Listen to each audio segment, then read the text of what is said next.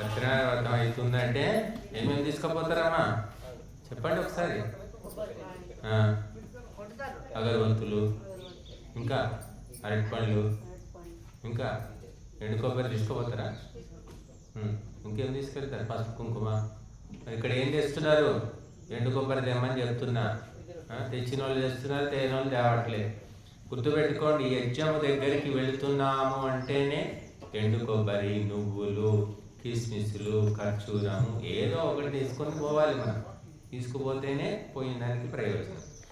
ఇప్పుడు శిష్టకృతావతి.